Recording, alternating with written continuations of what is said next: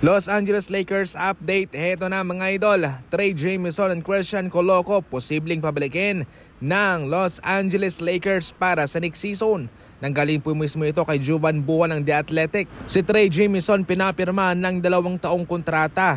2-way contract po ito mga idol. Sa ngayon hindi siya papakawalan ng Lakers at siya'y mananatili sa kanilang kupunan bilang isa sa mga 2-way player nila. Naging produktibo itong si Jamison para sa Lakers. Sa loob ng 22 games, mayroon siyang 2.6 points, 2.8 rebounds sa loob ng 10 minutes. Napapakinabangan din siya ng Los Angeles Lakers bilang isa sa kanilang mga options sa center position.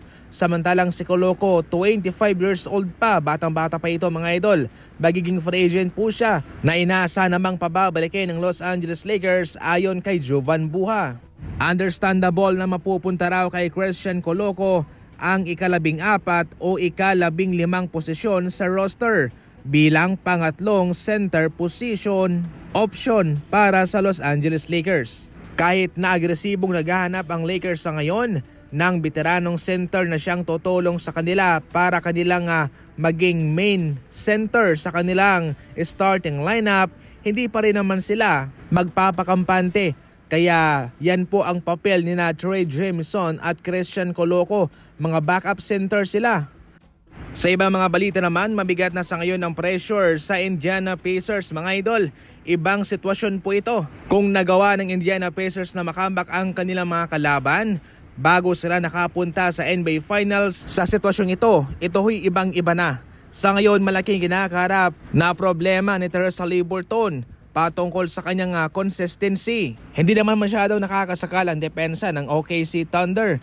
Pero itong sa Haliburton nagkaroon ng off night, 0 sa first half at sa second half 4 points lamang. Hindi siya naging agresibo sa scoring sapagkat 6 attempt lamang ang kanyang ginawa sa field at 4 naman sa 3-point line.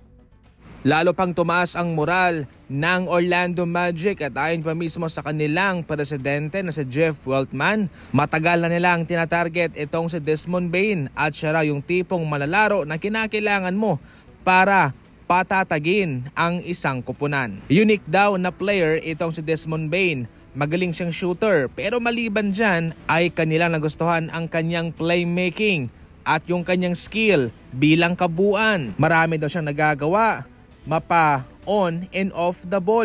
Ang mahalaga pa rito mga idol, kahit na marami silang mga picks na pinakawalan, ay batang-bata pa itong si Bane.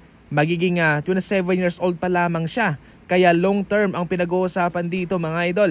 Hindi na importante kung marami silang mga draft picks na pinakawalan, kung ang kapalit naman ay magiging contender sila sa Eastern Conference. Sa Memphis, itong si Bane ay nag-a-average ng 19 points, 6 rebounds, 5 assists at merong shooting na 39% sa 3-point line.